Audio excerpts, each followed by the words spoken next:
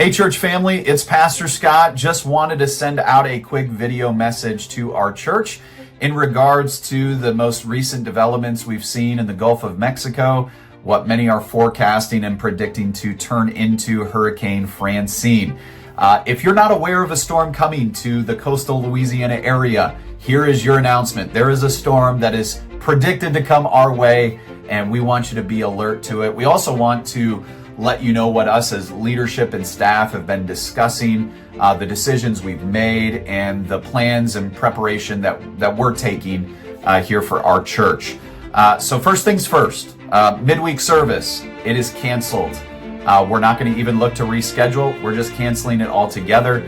Obviously, there's been the forecast of, around noon, maybe even later into Wednesday evening. We're exercising extreme caution. We don't want anybody on the roads. We want people to be prepared.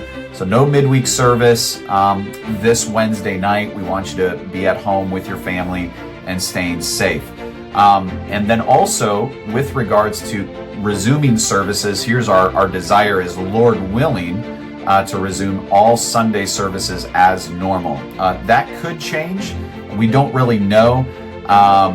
We don't know the impacts of how this storm is going to hit our area, but that's our initial desire. And if anything changes with that, we'll come to another video and let you know and communicate.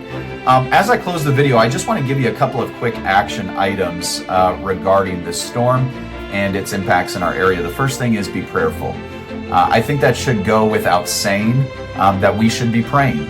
We should be praying for our state. We should be praying for those that are our first responders that are going to be putting themselves in harm's way to try to maybe rescue people or help with emergency-like situations. So we need to pray for them. We need to pray for all those that are in the path of the storm. And that goes for churches. We need to be praying for them as well.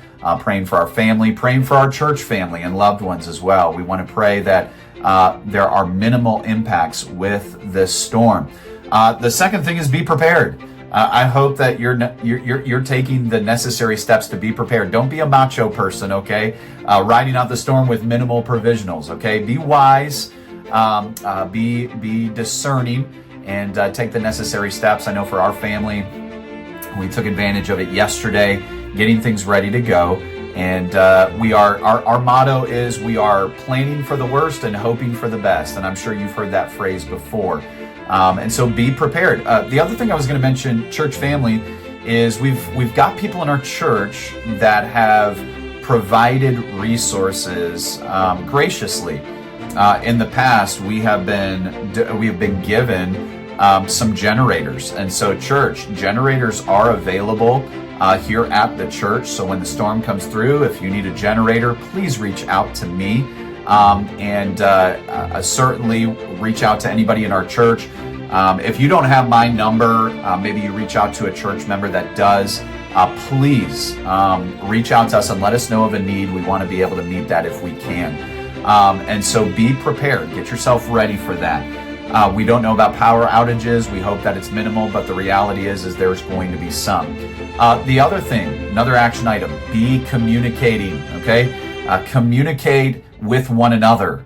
Communicate as a church family. Here's what I'm doing today, and here's what I'm asking our deacons to do as best as they can. I know they're going to be preparing things, our staff as well.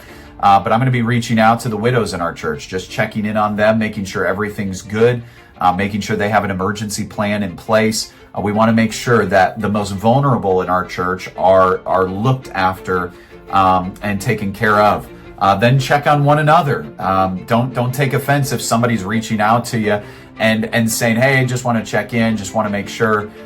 Be thankful for that. And so just be communicating, whether prior to the storm or even after the storm. Just let us know if there's damage done. We want to be able to help. We want to be able to do that as well. The final thing is be ready. Not obviously be ready for the storm, but be ready even after the storm. Be ready to help. If you are fortunate where the storm doesn't knock out your power, where you have the supplies that you need, consider that a blessing. And then be ready to maybe help someone that's not as fortunate as you.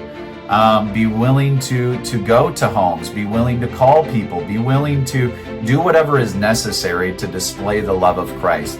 It's amazing how through disaster, we can demonstrate the divine. We can demonstrate the love of Christ in the most disastrous of situations. We've done it with the flood of 2016. We have done it with Hurricane Ida. We want to be a blessing. We want to be ready to help others. And so that is the message that I want to convey to our church, is just be in prayer, be prepared, be communicating, and be ready to help. So church, last thing, canceled services Wednesday night. Don't worry about it. Planning, Lord willing, for this weekend to resume everything. If there's changes to that, we'll send a video message out letting you know.